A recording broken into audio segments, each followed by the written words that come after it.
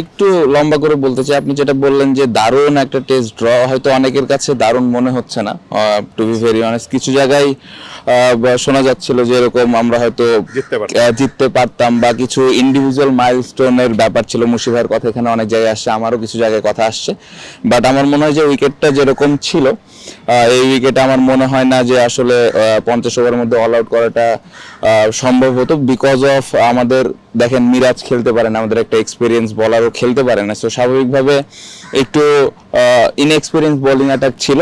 So ওই রিস্কটা আমরা নিতে পারি নাই, বাট এভাবে আসলে ইন্ডিভিজুয়াল মাইলস্টোনের জন্য এই টিমে কেউই খেলে নাই, এটা আমি 100% শিওরিটি নিয়ে বলতে পারি।